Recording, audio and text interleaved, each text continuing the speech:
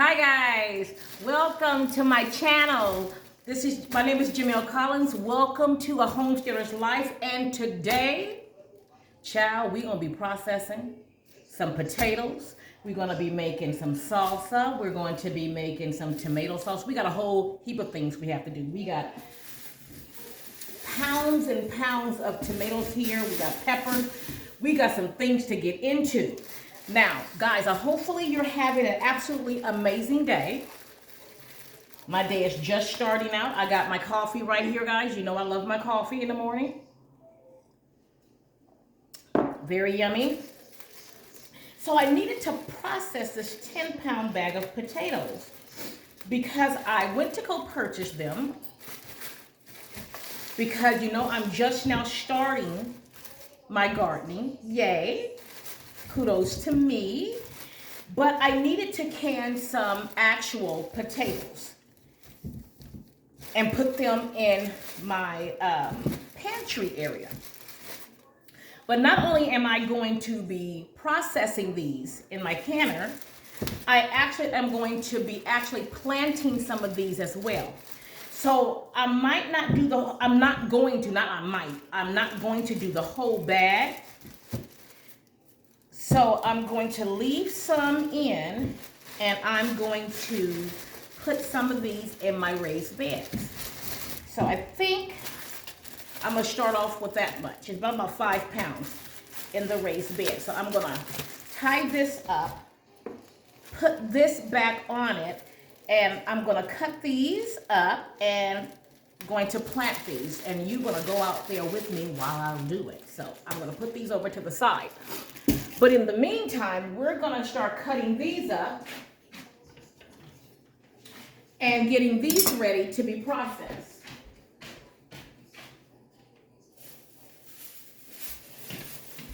So first things first, guys, I'm going to start cutting these potatoes.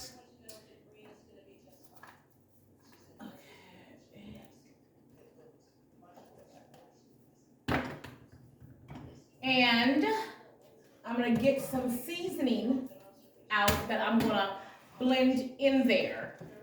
So I want them to be actually seasoned. So I'm just getting a couple of spices out. I'm going to use these spices to actually help me season the potatoes because they're going to be sitting in actual chicken broth, my own chicken broth. So I'm going to sit them in chicken broth, but I want them to have seasoning on them. I'm not going to cook these prior. I'm going to let the processor do that portion of it because to me, this is my opinion. If I boil the potatoes and then I process them, they're going to be too soft. Depending on how I'm going to serve these potatoes, I don't want them to be soft, too soft. Now, if I'm going to make a potato salad, you want them to have a little form to it. If I'm going to be making a mashed potato, I can still put these in the pot after I process them, and I'm going to use them in a couple of weeks, and I can still mash them up. So that's the reason why I don't process my potatoes, boil them, then process them. I leave them raw and then let the processor, because they're going to process for 40 minutes, they're going to process for 40 minutes. So they're going to have a little bit of softness to them at that time. Also, my chicken broth, I pulled the chicken broth out of my pantry that was not seasoned because I do have seasoned chicken broth, seasoned bone broth, and then I have seasoned vegetable broth. I have some of them that are not seasoned. That means I didn't add any season to that, like salt or pepper or any type of seasoning. Now, herbs, yes, but some of them I leave with no season, no salt in it because I might put salt in the actual dish and I don't want my potatoes or anything that I'm cooking to be over salted. So how I cut, I'm going to wash this potato off and I'm just going to show you how I cut it and put it in the jar. So here's the jar. I do not process the jars either because everything is going in cold. Cut. And I put them in. That's how, guys. Right there. That's it. That's it. So, cut. Just wash them off. I don't want none of that stuff floating in there with the seasoning. It's not that it's going to hurt you, but that's not what I want. I don't add my butter. I don't add any of those things. I'll wait till I'm getting ready to actually use them before I add that in there. So when I put these in the pot or I put them in a roaster, I'll add butter and, you know, creams and things like that. But as of right now, none of that goes in here at all. None of those go in there. It's just the raw potatoes, and I add my seasoned blend. Whatever seasoned blend you want. You don't even have to add a seasoned blend. You can wait until you get ready to use it before you add the seasoned blend, if that's what you want to do. I like to add it because I like it to sit in there. I like the seasonings to sit in there in the can and as it's processing. But either way, it's fine. It is fine. If you can't add salt because of any kind of dietary restrictions, that's fine. All of that is up to you. So always remember, what do I always say? You are the captain of this ship. You cook based on what's going to be a benefit to you and your family. So I'm going to cut these up and we're going to get these processed. Oh, guys, now, have anybody else had a problem with this daylight savings? I have had such a hard time getting up, getting my day started, because normally I would get up around 6:30 in the morning. It doesn't get light until 8. And it just really throws everything off for me because this is crazy. This is so crazy to me. Especially when you're farming or you're gardening or anything that you're working outside. You want it to be a little bit light when you're working out there. So it's kind of hard dealing with this time. I know that they said that Congress passed it, that this is going to be it for us. So I'm going to have to get used to it. But I don't like it. Let me know if you like it. I don't like it. It just drives me crazy. But, so this is what we're going to do right now. We're going to cut all of these potatoes up. And then I'm going to come right back with you while I cut them and put them in the jars. So give me a couple of minutes to get these all cut up, and I'll see you back here in about 5. Okay, guys, so I got everything cut up. And what I'm doing right now is just washing them off so that I can make sure I don't have none of the dust from the actual peeling of them mixed into the potato. The canner is waiting. The processor is waiting on the stove. It's just sitting there with the lukewarm water. Guys, always remember when you're using your canner might institute something different than mine. So please follow the directions on your machine, your process machine, because everyone's machine is not the same, depending on the brand that you have. And you want to follow those instructions and your elevation as well.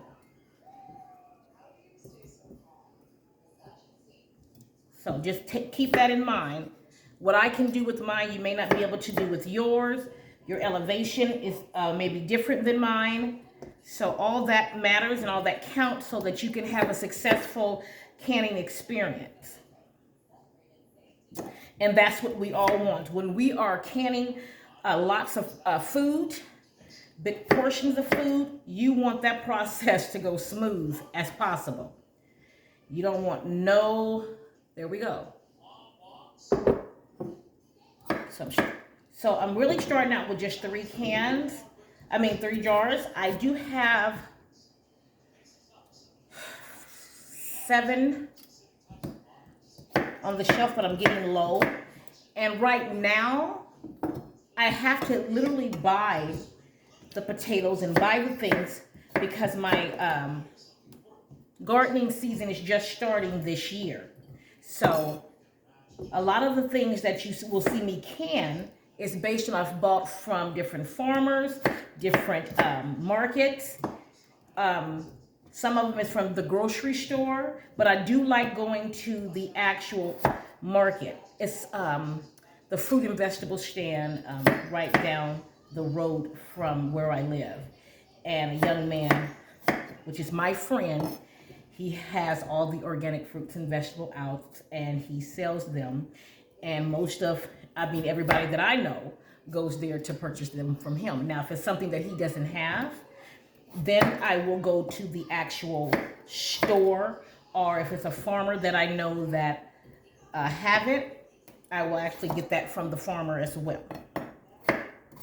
So a lot of the things that I have to do right now is based on me purchasing the actual items. But at the end of this year, I am praying for a great harvest. And as I'm praying for my harvest, guys, I am praying for yours as well. So I'm praying for all of us to have a successful harvest. With food prices and things going up, oh yes, we need it. We need it. And so right now, that's what you'll see me doing the most. My tomatoes I bought from Window, and my bag of potatoes I actually bought out of Walmart. Because he had the actual smaller ones, the fingerling potatoes, and that's not what I was looking for. I was actually looking for the bigger potatoes, the rustic. So I might have enough for another jar. Now, if I wasn't planning on planting the other 5 pounds, I would have did more jars. But because I want to get those in the ground, that is the reason why I'm only doing these few jars. So it's only because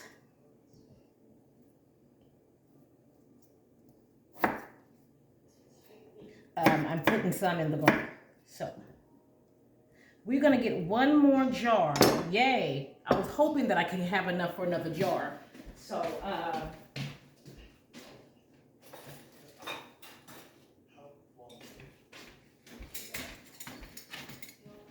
okay. Got one more jar. Let's see what we can do in this one.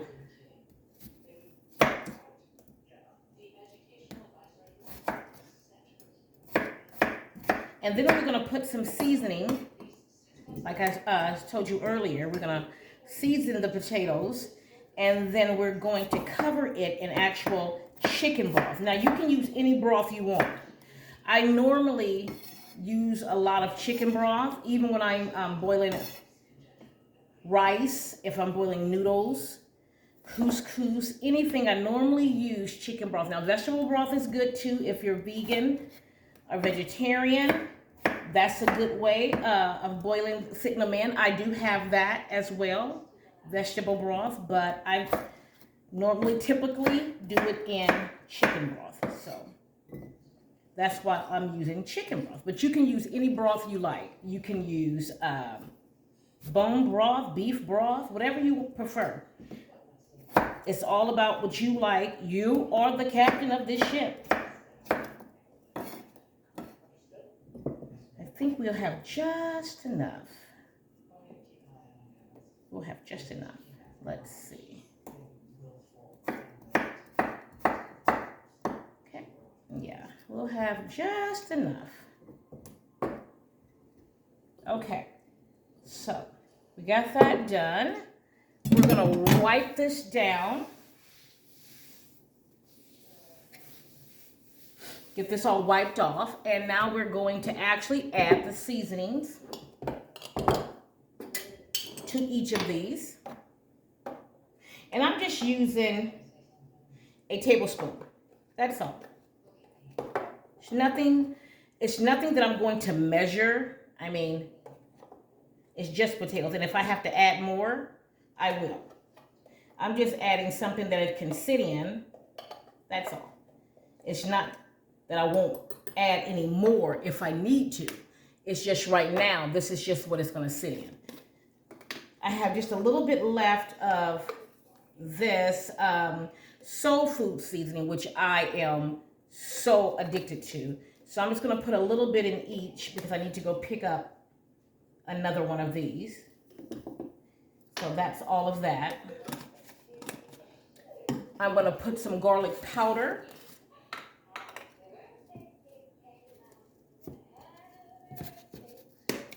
Okay.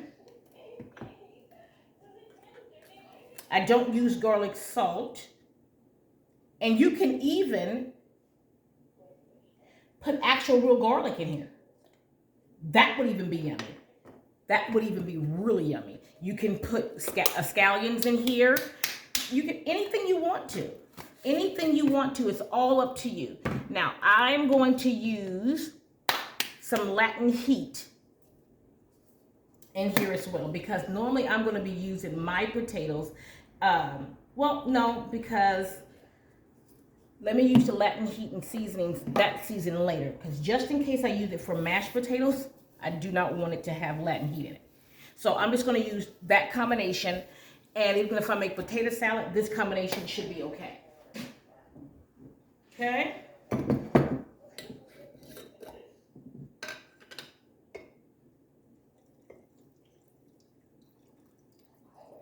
All right.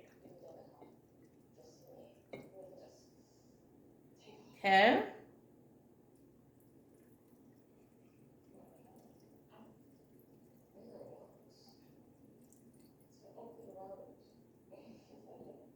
All right.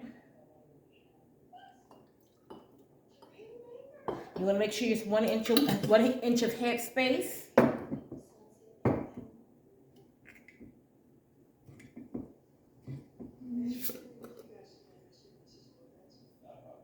So you remember mine is cold, because everything is going in the canner all at the same temperature.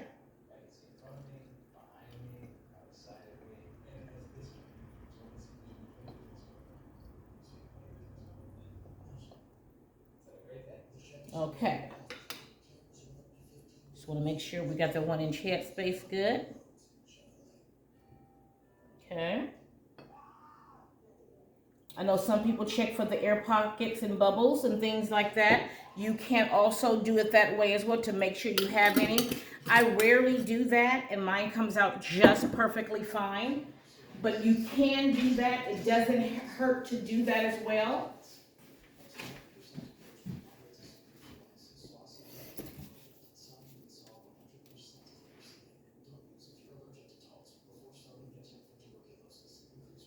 You know, wipe off that head space to make sure you have nothing on there so these jars can seal perfectly. And it's been great because I haven't so far, by the grace of God, had any problems trying to seal things. I haven't, and I'm so lucky. I don't like to use the word lucky. I'm so blessed to not have had any problems so far. So we're going to put those on there.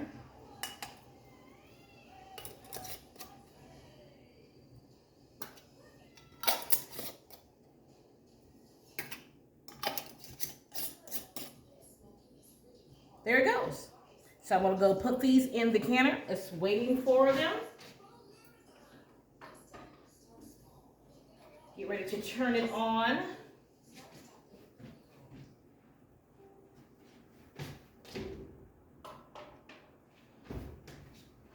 And we're going to let it do its thing.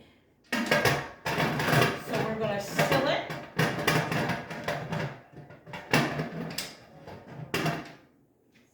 I'll bring you guys over here so I can talk to you. So we're getting ready to put the, and let me tell you something, guys. I always have a problem putting this on. I don't know why, but I do. So we're gonna line it up properly and seal. Okay? Now that's all. I'm gonna clean up a little bit. Then we're going to actually start with the salsa. Guys, this is gonna be amazing. So I'm gonna clean up, give me about 5 minutes, and I'll be right back with you. Okay, guys. Now I'm going to start with my salsa. I have a really big bowl here. I've already actually washed my tomatoes because they've been here for a while. And I washed all my produce already. So I just don't go through that process with you guys. So just in case someone asks, yes, I've already did that. I just sit it out just for camera purposes. And I have some jars right here that I'm going to use to actually package the salsa in. Not only am I making salsa, I am also making tomato sauce. So let's get to the salsa, guys. Let's get into some things. Everyone makes their salsa differently. And whichever way you make it is fine with you. People use certain tomatoes. I've never had a problem using any tomato that I've come up with. If they don't have a certain tomato, I can use any tomato. A lot of times people say, well, that tomato has too much liquid in it. Well, you can actually take the seeds out of your tomatoes and it'll limit the actual liquid in the tomatoes. I don't mind that. I don't mind a little bit of a juicy salsa. That's me. So it's all based on what you like. I like my salsa chunky because I don't really use it for actual chips and dip. I actually mix it in my food. I mix it in sauces. I put it on top of chicken. So to me, I like that chunkiness in the actual salsa and the liquid, the juice in the tomatoes because that helps in my cooking process. So everything is based on how you see it and what you desire. So that's how I cook. And that's something that you will learn from me. I do take other people's advice and how they do it. But if that doesn't work for me, and if that's not the desired taste or texture that I won't do it. And I thank you for the advice, but that doesn't work for me. So I tell a lot of people that I don't really follow a lot of recipes because if it doesn't fit me, I don't do it. But that doesn't mean a recipe won't fit you. So you do whatever is comfortable for you. If it's too much liquid in a tomato, I do take it out. The seeds and all that, I take that all out. Now, my processor is going. Once that steam starts to steep out of the nozzle consistently, I'll turn my timer on for 10 minutes. And I'll let it steam for 10 minutes before it starts the actual process, and I put the weight on the actual steamer. So right now it's just building up. Processing time has not even started yet, guys. It has not even started. And we'll go through that once it starts. We'll go through all that together. So in some tomatoes, you'll see me taking out some of the seeds. That's just eliminating some of the juice in the actual salsa, in the tomato, in the salsa. So I use any tomatoes. And I'm working on a green tomato salsa. So I'm going to get that one done as well. I haven't tried that yet, but it's something that I truly desire to make. So I think I'm going to make it for you. I think I'm going to make it. So I have to get it in my head how I want it to taste and what I want to add to it.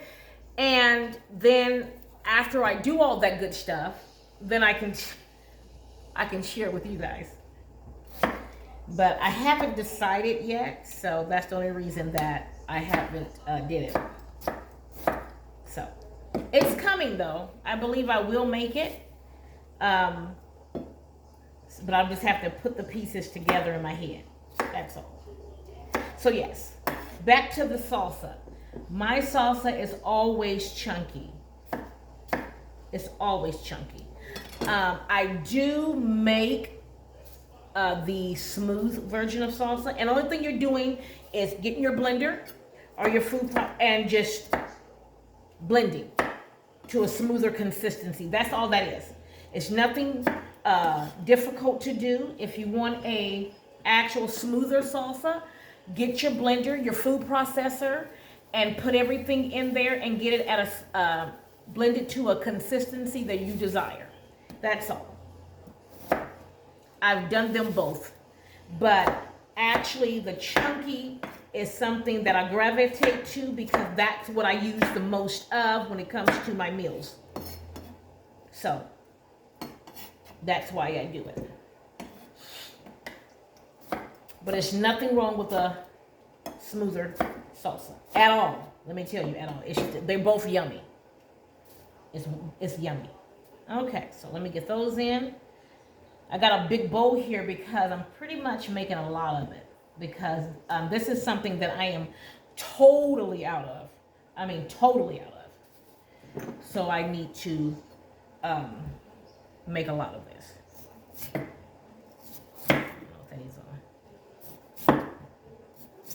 Okay, get that off of my tomato. And let's cut you. Wait a minute, I think I got a little bit more. So I want to show you the canner in just a minute. It's still bringing it up. It's just now starting to whistle. So it's not on a consistent whistling yet. So that's why I have not set the timer. Now you can set the timer if you have a microwave that have a timer. That's easy to do. If you have a timer, a cooking timer clock, that's good as well. But normally I just use my microwave. That seems to work. I just use my microwave. And if I do need to use the microwave in the midst of that, it doesn't set the clock back at all. It doesn't mess the timing up. So if you want to use your cell phone, whatever you want to use, whatever you prefer, all that's up to you. But you just want to make sure you're timing everything properly for the processing of the cooking to go correctly. So that's all you need to do.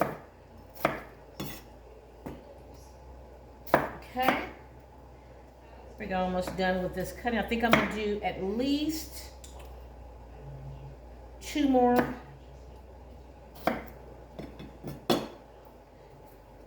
tomatoes, because you think about, I have 6 jars over there and I have to fill those up. So I don't want to make sure that I don't have to come back here and do some. Let's try another 4. I don't want to come back through here and do some more. So that's what I'm trying to measure how many I need. When I first did this, oh my God, I kept going back and making more because I never had enough. And sometimes you still really don't know, but you kind of guesstimating. So just doing some guesstimating. I just want to make sure that I have enough that I don't have to go through this chopping process again.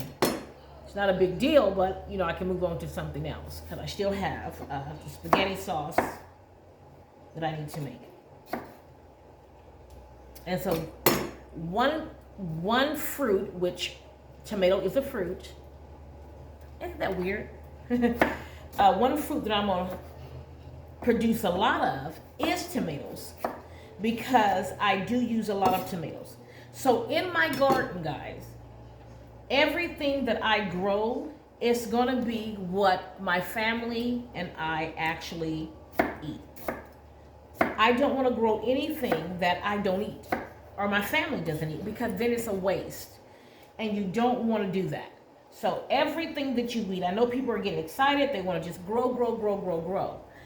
If you're not selling making a profit off of things, I would only grow what I eat. Now, if you're a farmer and you're growing a lot of different things because you're selling it, now that's different.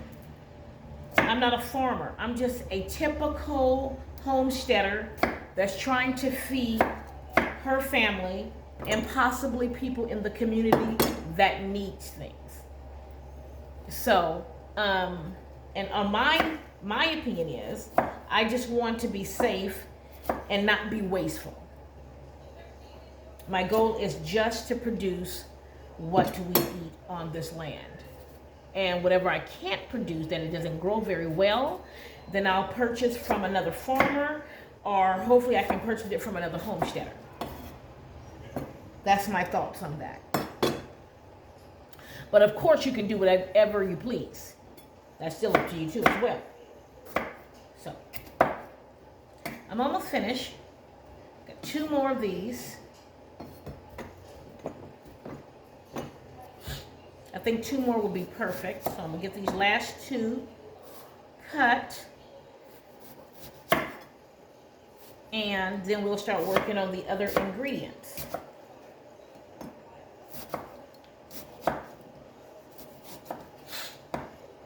Okay. This one is not that juicy, so that's really good.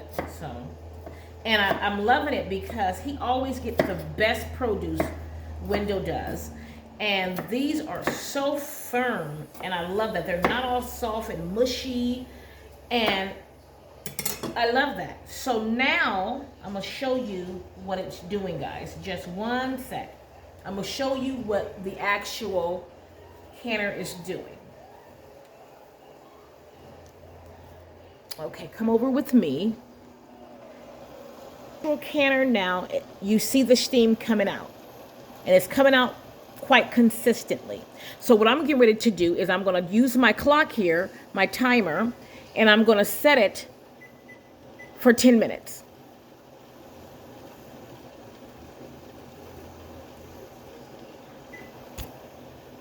And so after that 10 minutes is up, then I will put the actual weight on it and wait till it gets up to 10 pounds. Once that happens, then that's when the actual cooking process actually starts, okay?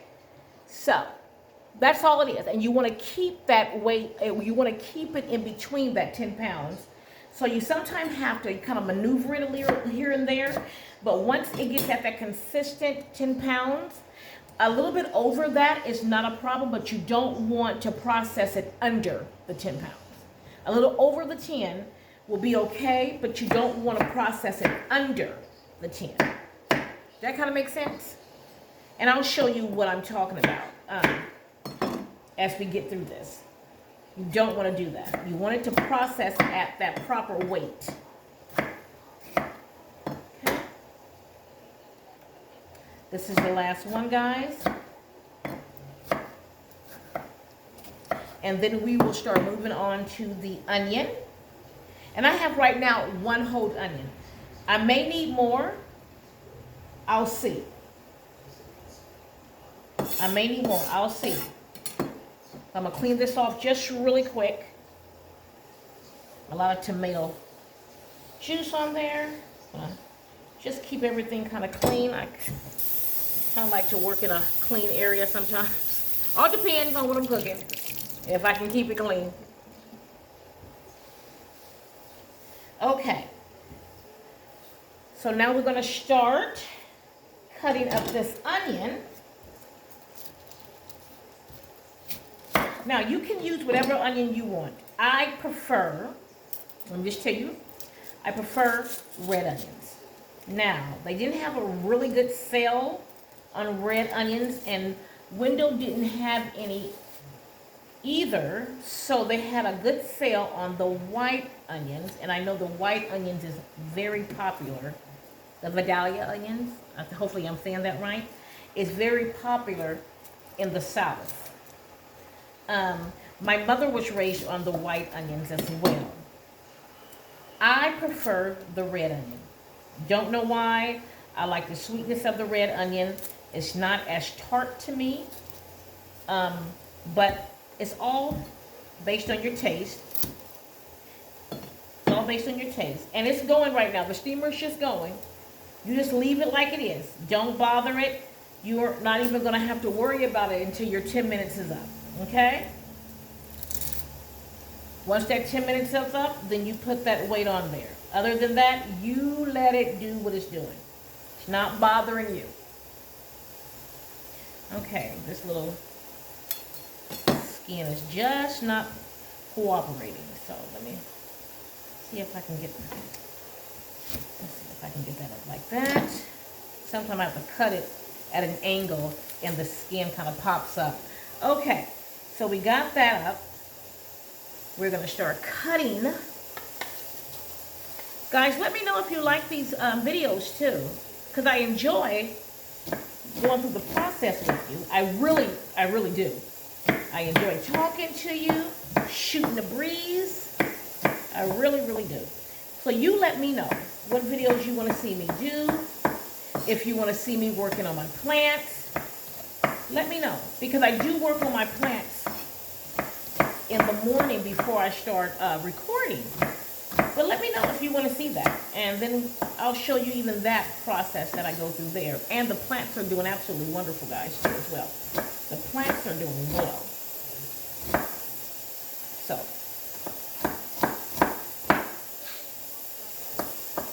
in a chunky salsa, this is just my opinion, you can actually leave your onions as chunky or as small as you want to, because it's a chunky salsa. And you don't want no big whole onions in there, but it's a chunky salsa, so however you want to taste your onions, that's going to consist on you. So, just sharpen it up. Sharpen it up. Okay? That's a good thing. This onion is not making me cry. I like that, because normally I'd be over here crying. So that's a good thing, guys. No tears this way.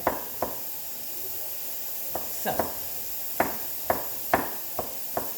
okay, all the onions, then I'm going to do a quick rough chop on top. Not something too much, just a quick, like that, to see where I am.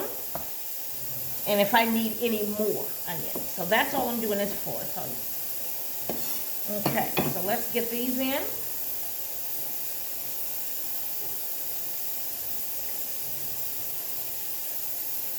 I think that whole onion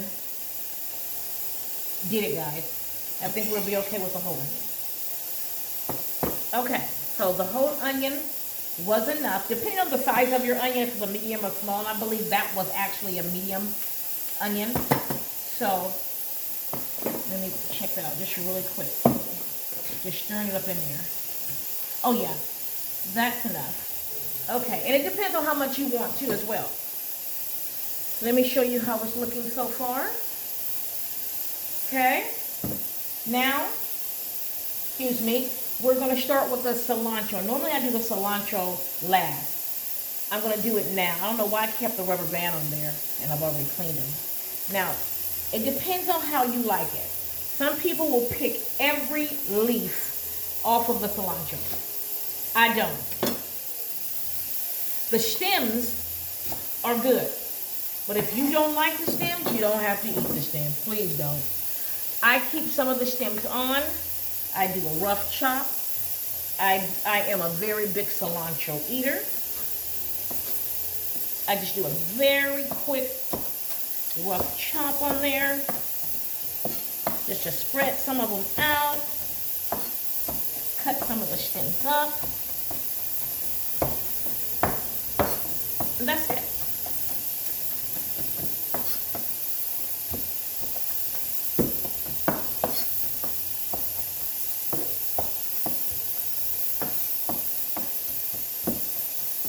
Okay.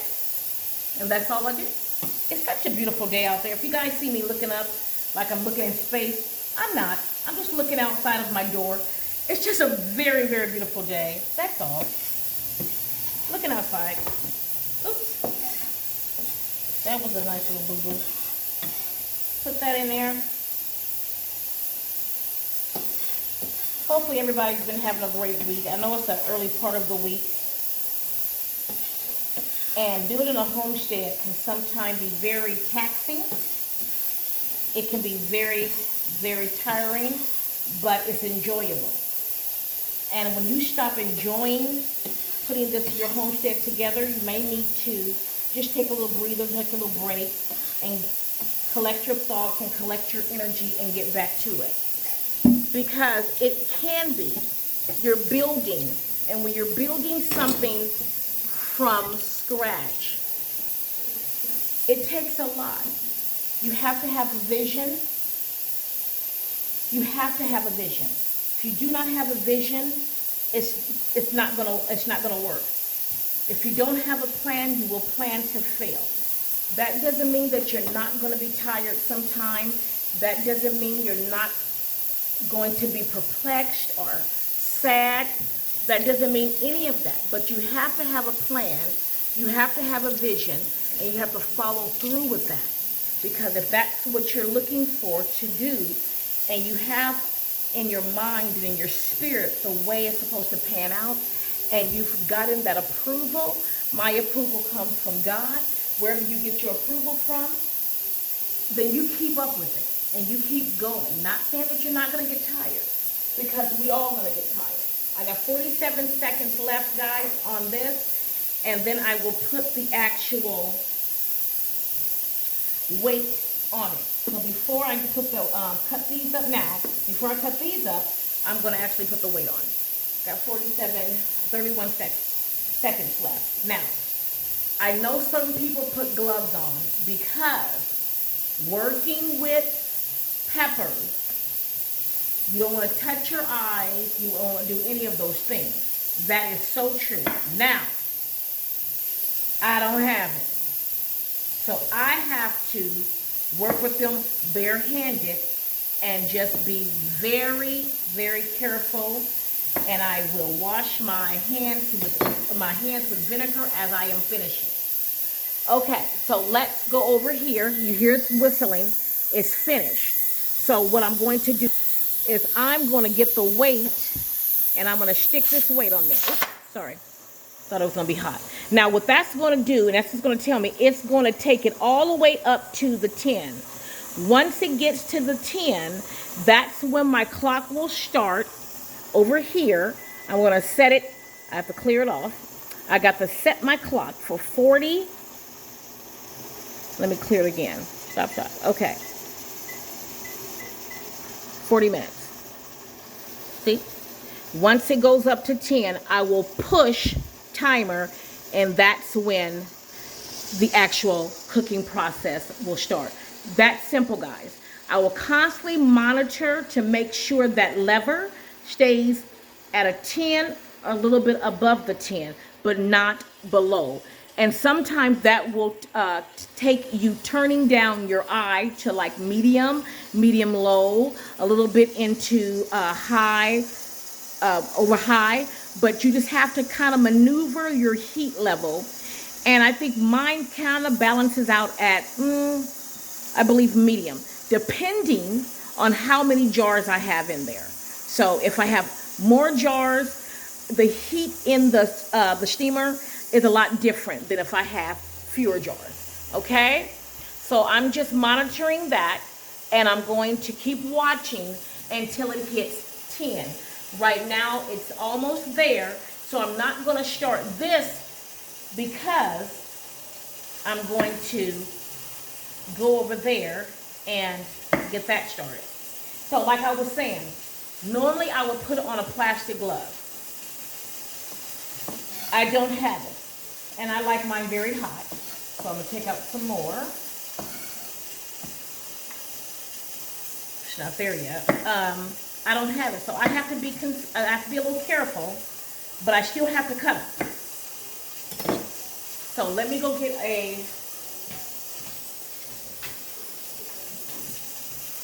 one of these, because I'm going to take that in a minute. So it's almost there, guys. And then we're going to start with the peppers. We're going to add some lemon, salt and pepper, and some oil. That's it. That's all, guys. That's how quick that process is. It's almost there. This is exciting. And guys, if you have not started processing in your canner, please, please start processing. Okay, now we are there, and I will push time. And so what I'm going to be looking back and forth doing is looking at where that gauge is landing. If it's too far over the 10, I will start adjusting my heat. I just don't want it to go below, okay? Now, with these peppers, they are hot. And I'm actually growing these too in the garden as well. They are hot. So, I like hot. So what I'm doing, I'm purposely just touching the outside of the skin of the actual pepper. I'm not touching the actual seeds. So right now I'm just cutting them up.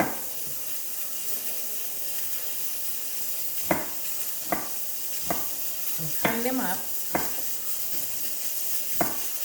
in circles. I love them in circles. And then I'll chop them finer. So now if you want a little bit too far over, and let me show you what I'm talking about. I want you to have an idea of what I'm talking about here.